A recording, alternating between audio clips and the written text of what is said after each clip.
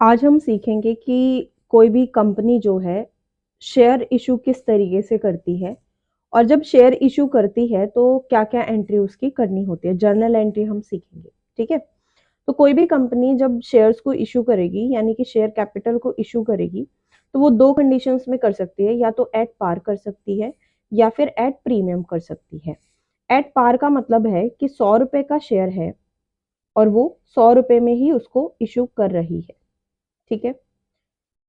यानी कि उसकी फेस वैल्यू जो है ₹100 है, जो शेयर की एक्चुअल वैल्यू है, नॉमिनल वैल्यू जिसको हम कहते हैं, वो ₹100 है और इशू भी वो ₹100 में ही कर रहा है, तो उसको कहेंगे हम एट पार पे इशू करना। एट प्रीमियम का मतलब है कि ₹100 फेस वैल्यू है, लेकिन कंपनी की इमेज बहुत अच्छी है, प्रॉफिट बहुत अच्छा कमा रही है, तो वो अपने शेयर की वैल्यू ज़्यादा ले रही है। तो वो लेट्स सपोज कि 100 प्लस 20 ले रही है, तो ये 20 रुपीज जो एक्स्ट्रा ले रही है इसको हम कहेंगे प्रीमियम। उसके शेयर की फेस वैल्यू 100 है, बट वो कितना मंगा रही है, 120 मंगा रही है, टोटल 20 रुपीज फॉर प्रीमियम। तो देख लेते हैं इनकी जर्नल एंट्री कैसे करनी है। जब भी कंपनी अपने शेयर इशू करती है तो वो सारा पैसा एक साथ नहीं मंगाती है, वो कुछ पार्ट्स में मंगाती है और इन पार्ट्स को हम कहते हैं, सबसे पहला पार्ट होता है एप्लीकेशन, दूसरा पार्ट होता है अलॉटमेंट, फिर फर्स्ट कॉल, सेकंड कॉल हो सकता है, थर्ड कॉल हो सकता है या फाइनल कॉल हो सकता है, ठीक है? तो इस तरीके से पार्ट्स में मंगाएगी। अब एप्लीकेशन को समझते हैं। कंपनी शेयर इशू करना चाहती है तो वो क्या करेगी, सबसे पहले एप्लीकेशन मनी मंगवाएगी, एप्लीकेशन मंगवाएगी कितने लोग उसकी कंपनी के शेयर्स को परचेज करना चाहते हैं। तो एक एग्जांपल से समझ लेते हैं। लेट सपोज 1000 शेयर्स इशू करने हैं किसी कंपनी ने, जिसकी फेस वैल्यू जो है ₹100 है।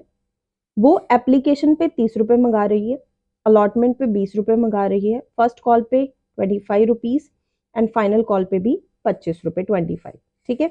तो सबसे पहले एप्लीकेशन के टाइम पे अमाउंट रिसीव होने की एंट्री पहले होगी, क्योंकि कंपनी इशू तभी तो करेगी जब उसके पास एप्लीकेशंस आएंगी, ठीक है? तो सबसे पहली एंट्री जो हमारी होगी, bank account debit to share application.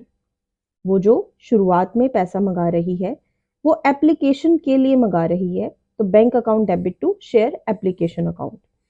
1000 rupee है, 1000 शेयर्स हैं, 1000 मल्टीप्लाई बाई 30 आप कर दोगे तो 30,000 से ये एंट्री होनी है, ठीक है? इसके लिए अमाउंट जो है 30,000 हो जाएगा। ये थी हमारी एप्लीकेशन मनी रिसीव होने का। इसके बाद जब एप्लीकेशन मनी रिसीव हो चुकी होगी उसके बाद वो क्लोजिंग कर देगी और जो एप्लीकेशन पे पैसा आया है उसको ट्रांसफर कर देती है शेयर कैपिटल में। तो उसके लिए एंट्री हमारी होगी, share application account debit 30,000 to share capital account, ठीक है? अब यहाँ पे उसके पास एप्लीकेशन मनी आ चुकी है, उसने एप्लीकेशन मनी को कैपिटल में ट्रांसफर कर दिया है। अब वो शेयर्स को अलॉट करेगी। तो जब वो शेयर्स को अलॉट करेगी तब वो क्या करेगी, अलॉटमेंट मनी ड्यू करेगी। तो अलॉटमेंट मनी ड्यू करने के लिए एंट्री होगी, share allotment account debit to share capital, ठीक है? वो डिमांड करेगी कि अलॉटमेंट मनी अब मुझे दे दो, ठीक है? तो वही 1000 शेयर उसने इशू करे हैं, अलॉट करे हैं, 1000 पे वो ₹20 के हिसाब से, 20 रुपीज के हिसाब से मंगाएगी, तो इट विल बी 20,000, डेबिट में भी और क्रेडिट में भी। अब ये पैसा जब मंगाया गया है तो जो भी टाइम लिमिट वो देगी कि 14 दिन में देना है या जिसमें भी देना है, अकॉर्डिंगली वो पैसा आएगा, तो फिर हमें करनी है रिसीव की entry, bank account debit to share allotment. अब जो पैसा आ रहा है वो अलॉटमेंट के नाम का आ रहा है, ठीक है? तो आप कर दोगे bank account debit 20,000 and share allotment account 20,000। Same with first call, क्या करेगी, पहले वो ड्यू करेगी, share first call account debit to share capital account. जितना भी उसने डिमांड किया 25 रुपीज पर शेयर डिमांड कर रही है, multiply by number of shares, it will be 25,000। फिर वही रिसीव कर लो, bank account debit 25,000 to share first call 25,000। Same entries आपके पास होनी है फाइनल कॉल पे, या जितनी भी कॉल्स वो मंगाएगी सेम होगा। पहले वो ड्यू करेगी, कॉल अप जब करेगी तब share final call account debit to share capital account 25,000 25,000। अब बैंक से रिसीव कर लेते हैं, लास्ट एंट्री हमारी हो जाएगी bank account debit to share final call, और यहाँ पे हमारी एंट्रीज हो जाती हैं कंप्लीट।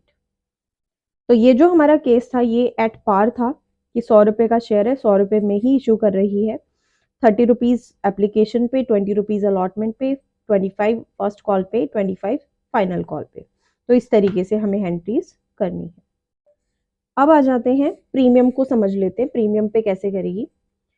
जनरली अगर क्वेश्चन में कुछ भी नहीं दिया हुआ है तो हम ये कंसिडर करेंगे कि प्रीमियम का अमाउंट जो है अलॉटमेंट पे कॉल कर रही है, अलॉटमेंट पे मंगा रही है। अदरवाइज जैसे क्वेश्चन में दे रखा है उसके अकॉर्डिंग आप कर सकते हो। अभी के लिए हम अलॉटमेंट को कंसिडर करते हैं। 30 रुपीज एप्लीकेशन पे, 40 रुपीज अलॉटमेंट पे इंक्लूडिंग प्रीमियम, फर्स्ट कॉल पे 25 रुपीज एंड फाइनल कॉल पे 25 रुपीज। तो इसकी एंट्री देख लेते हैं। जो एप्लीकेशन की एंट्रीज हैं वो सेम रहेंगी जैसे पार पे करी थी, बिल्कुल सेम। सबसे पहले वो एप्लीकेशन मनी मंगाएगी, ठीक है। तो उसके लिए एंट्री आपकी हो जाएगी bank account debit to share application account, जितना भी उसने मंगाया। अमाउंट का हमें बहुत ध्यान रखना है, 30,000 है, 30,000 है। नेक्स्ट आ जाते हैं, अब वो क्या करेगी, जब उसके पास एप्लीकेशन मनी आ चुकी होगी तो क्लोजिंग कर देगी और उसको शेयर कैपिटल में ट्रांसफर कर देगी। Share application account debit to share capital account 30,000 and 30,000, ठीक है। इसी तरीके से अब आते हैं अलॉटमेंट पे। मेन जो हमारा सिक्योरिटी प्रीमियम की एंट्री होनी है वो अलॉटमेंट पे होनी है। तो इसके लिए क्या करेंगे, देखो अलॉटमेंट पे कितना मंगा रही है वो 40 रुपीज, तो आप करोगे share allotment account debit 40,000 to share capital का अमाउंट कितना होगा। शेयर कैपिटल में तो जितनी पार वैल्यू है यानी जितनी फेस वैल्यू उतनी ही जानी है। तो इसमें शेयर कैपिटल का अमाउंट 20 रुपीज है और प्रीमियम का अमाउंट 20 है। तो वो जो मंगा रही है 20,000 शेयर कैपिटल के मंगा रही है और 20,000 सिक्योरिटीज प्रीमियम के मंगा रही है। तो आप उसके अकॉर्डिंग ही एंट्री करोगे 20,000। अब जब आएगा पैसा तब कोई प्रॉब्लम नहीं, बैंक से रिसीव कर लेना है, bank account debit 40,000 to share allotment 40,000। बिल्कुल सेम एंट्रीज करनी है आपने फर्स्ट कॉल और फाइनल कॉल के केस में, कोई प्रॉब्लम इसमें नहीं होगी। बिल्कुल जैसे आपने एट पार किया था वैसे ही सेम एज पार एंट्रीज, सेम एंट्रीज आपको करनी है, इसमें कोई प्रॉब्लम नहीं है। सिर्फ आपको प्रीमियम का ध्यान रखना है। अगर अलॉटमेंट पे मंगाती है तो अलॉटमेंट के केस में आपको ये एंट्री करनी है। अगर कॉल पे कुछ मंगा रही होती तो कॉल के टाइम पे भी जब वो ड्यू करेगी तो उस टाइम पे आपको क्रेडिट करना है सिक्योरिटी प्रीमियम अकाउंट को। आई होप आपको ये टॉपिक समझ आया होगा।